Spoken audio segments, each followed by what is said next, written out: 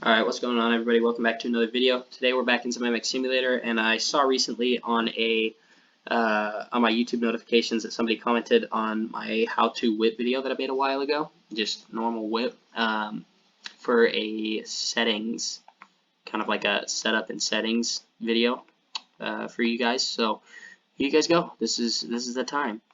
If you've watched some previous videos that I have, you'd probably know by now that I'm kind of like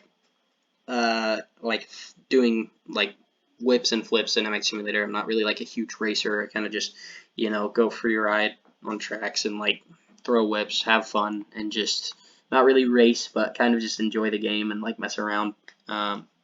So the setup that I'm going to be showing you guys is obviously for stuff like that, so flipping and throwing some big whips. But yeah, so there's like three main settings pages that you can kind of go to for your bike setup.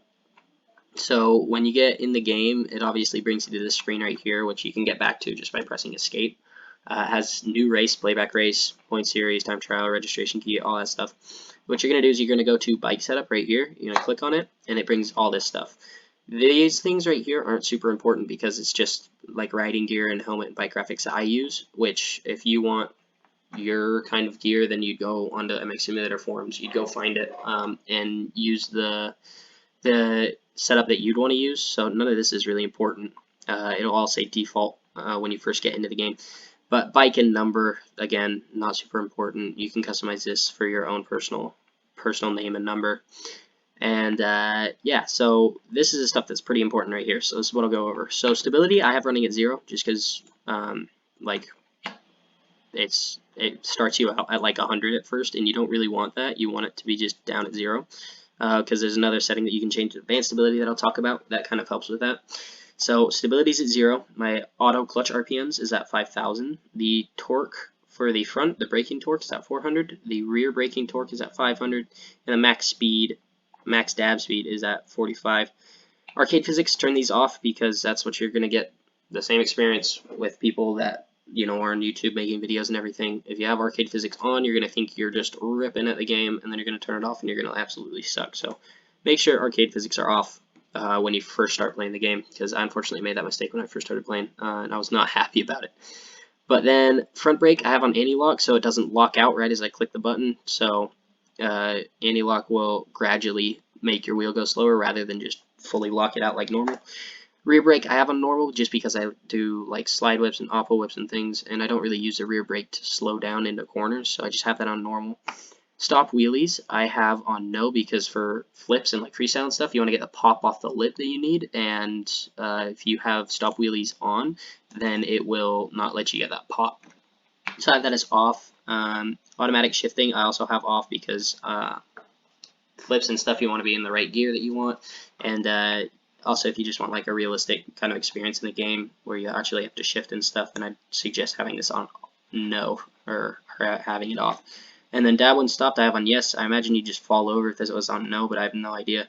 Sticky sit and dab means if this is on yes, then you press the button that you have for sit, then you just keep sitting until you click the button again. Whereas if you have it on no, which is what I run, you have to hold it down to sit down, and then when you release is when your guy stands back up again. Realign after falling, I like to realign myself, so I would not have this on. This just means when you fall and get back up, your guy immediately starts adjusting, which can get kind of annoying. And then reverse steering, I have on yes. I don't really understand what this one means. I haven't tried it on no, but I have it on yes, and the setting that I have it on, I turn left, my guy turns left. If I turn right, my guy turns right. So that's what I have. And then lean indicator, always have that off. It's just annoying. It's these two sensors on the side of your rider that shows how much you turn, and when it goes red, and it'll also, I believe it also makes your controller shake. When it goes red, it means that you've lost traction and you're about to fall. So just have that off. It's just honestly a nuisance. And then there's these two settings right here. Up here by where it says back to main menu, there's also suspension and gearing and advanced stability. So advanced stability is what we're going to go into. I'll have a link in the description from a forum that JLV commented on, kind of explaining what each setting does with more detail. This is what I have it on. I have leveling as 20 and then roll damping. Roll damping is pretty much the most important if you ask me. I'd say you could copy all these settings and be pretty good, but the one you should definitely mess with, I think, is the roll damping, because this is pretty much explains, to explain it easily, it's how much your guy turns. So if you have it on like 0, you're pretty much going to die, because right as you touch the analog stick to turn, your guy's going to flop over. So I'd suggest for like good starting out on the games, probably around like a 70 to a 60. 60 is kind of pushing it maybe for first time on the game. I run it at about 40 because I like throwing whips and stuff, but if I really want to throw some big whips, I'll put it down to 35. But I just run it at 40, and that's pretty comfortable for me. And that's the reason why back here you can have this on 0s, because if you really need to turn differently, then you can just go to your advanced ability and turn up your roll damping. And then roll limit angle is at 90, roll limit factors at 0, steering damping is at 45, steering strength is at 75, max steering force is at 400, which this is another one that you can kind of mess around with if you want. I just run it at 400, but the more you turn it up, the faster your guys and the harder your guy is going to try and turn. So I just run it at 400. Direct steering is at 1, which I believe is the max that you can do it. Yes, it is. And then, what? Come on. And then slow damping speeds at 40, slow damping factors at 1. I believe landing damping also has a ramp up. I have version 1.1.3. I don't know if that's different for you guys. You may have a ramp up in your settings. I don't exactly have that. I don't know why. I'm trying to figure it out for a while, but that is one of the settings that is explained in the link in the description that JLV has posted. So landing damping falls at 0, factor is at 1, the full lock speed is at 10, the restricted lock speed is at 50, and the lock angle is at 45. So that's all this advanced, the advanced stability, the advanced stability is all that for you guys, which I'd say is the pretty important part. Suspension's honestly personal preference, but I'll show you guys what I have. Suspension, since I do like whips and flips and stuff and freestyle, I kind of run a stiff suspension setup just so I don't always get legs off when I try and land like a flip or something, or if I'm gonna like land further down the landing than I'd prefer. So I have a more supercross type setup going. So fork high speed compression dampings at 92, the low speeds at 75, high speed rebound dampings at 85, the low speeds at 60, spring rate is at 100. The preload is at 65, the oil level is at 85. The shock high speed compression damping is at 85, the low speed's at 75, the high speed rebound damping for the shocks at 90, and the low speed's at 90. The spring rate is at 45 for the shock, and the preload's at 80. The countershaft sprocket's at -1, and the rear sprocket is at 2, so I'm running a 12-tooth front sprocket and a 50-tooth rear sprocket because it feels good to me. Honestly, like normal supercross setup for your gearing and stuff, you'd be running like a 1351, but they don't have a 51 in this game. It's only like 46 to 50, and so I just run a 1250 setup, and that feels good to me. And then rider vertical spring is 80. The vertical damping's at 60. The forward spring is at 90. The forward damping's at 50 for the rider, and then the rider mass distribution is at 0.46. So that's the whole suspension and gearing setup for you guys. And then that is pretty much it for all of these settings. And what we can do is we can go to graphics and sound setup. So I have a custom settings menu right now, but there's kind of like these presets that MX Simulator already has for you. And you can see on the bottom here it says some effects will not take effect until next restart. So that means you have to, once you edit everything, you update it, then you have to press escape, quit, reopen the game, and hopefully your settings have adjusted. But this right here, video mode, default full screen, windowed, and then all of these different frames you can use just changes how you have the game open. You can switch to selected mode now by clicking this button. So if I want windowed, I'd click the button, it'd go into windowed. And so I just have it on default full screen. The hide first person rider, I believe, takes your rider away when you're in first person, when you're actually playing. If you have this on yes, I have it on no because I like seeing my person to like actually land stuff. And then rigid third person cameras on no. My field of view, this is the FOV, this is how much you're seeing. I say a good one's probably like 95 if I'm being honest, because it's just like a good in between where you're not like super far away. You know, everything's like looking like it's going way too fast. You know, you're fairly close, but you're not super close to where it's like really like claustrophobic almost feeling. So I just run it at about 95. If you want a little bit more view, I'd say probably go about like 115, I'd say, for like good field of view. And then if you want it a little closer, I'd say like 85, but honestly 85 is too much for me. So I run at about 95, 90. And then first person height and angle, I don't really care about. I'm not like a first person guy in this game, but it's 0.19 and 9.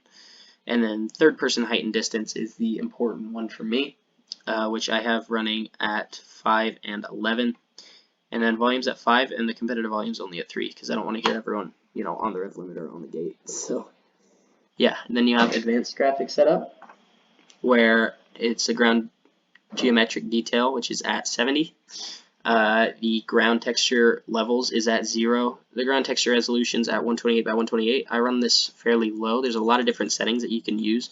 I use it at 128 just because I want my computer to like actually be able to run the game. I don't want it like freaking out or trying to crash. So I just run it at 128 just so it runs smoothly because I don't need like insane graphics on this game. And then enable ground bitmaps is on yes. Compressed textures is on no. The terrain rendering methods on software. The user shader programs is on yes. Both of these say available. The model geometric details at 100. The texture detail for the models is at 10. Roost density I have just at 0 because I hate roost density. It's annoying. I can't do it. And yeah, just get rid of it. You can put it all the way up on 1000. I really don't think you should do that. Just have it on 0. And then reshade delays on 8. Lens flares and reflections are both enabled. So that's the graphics and sound setup as well as the advanced graphics setup. And then last thing that I guess I can show you guys is my controls. The throttle I have as the right trigger, the front brake I have as the left trigger, and the rear brake I have as the X button just because I have it for like oppo whips and side whips and stuff. So that's why I have it on the rear brake like that. Also, it's just an easy button to kind of hit if I need a brake tap or anything. And then left is originally the left analog stick, leaning to the left. I have it as my keyboard buttons right now for replay to show you guys. I don't have a whole lot of gameplay for you guys today, unfortunately, because ended up taking a little bit of a spill on my motorcycle. Ended up breaking my arm, so fortunately with the cast can't hold the controller at the moment. But left is on the left analog stick, turn it to the left. The right's on the right of the left analog stick. And then the clutch is on the left bumper. And the upshift is on Y and the downshift is on A, just because, top buttons upshift, bottom buttons downshift. I know people, go from like Supercross and everything and they run different setups, but I just have it on Y and A. And then sit down is my right analog stick button. I click it down. And I hold it down because I don't have the sticky sit on, so I just hold it down. And backup is on the B button of the Xbox controller. The lean forward is on the right analog stick. I have my turning on my left and my leaning on my right just because you want to be able to fully turn over when you're throwing a whip while also being able to lean forward or backward on the other stick. So you want to be able to do both of them independently from each other. And then pause is just the pause button. And the rest of this stuff is just replay stuff that you can set that to whatever you'd like. But that is the customized controls for my setup and everything. And then you guys already saw the suspension and gearing and the advanced stability. So, I do not have any gameplay, but I can show you kind of what the roll damping does. I have a little default replay for you guys. So the roll damping, just like I said, adjusts how fast you turn over. I run mine pretty low so I can throw whips, which you'll see off this lip. I can just immediately just lean over and the guy, flicks off the lip just like that. And that's just what the roll damping does. If you're really into whips and you want to throw fat, unrealistic whips on this game, then turning that up is going to help you the most. And yeah, that's the setup that I got going. Like I said, no means is it a good kind of like race setup, I guess you can say. I have fun in the game, throw whips, do flips, and just have fun, do some funny moment videos for you guys. But yeah, so that's the setup for you guys. Hopefully it helps you out. If you have any other questions about the setup, then let me know, and yeah, we'll get you all squared away. And like I said, link in the description for the detailed kind of explanation on some of the settings. But that is it for me. If this video helped you out, please let me know in the comments and drop a like. It always does help. And subscribe to the channel if you want to see some good MX Simulator content from either the past or here in the present future once I get healed up and can move my hand again. So thank you all so much for watching. Hope this helped you out, and I'll see you guys all in the next video. Deuces.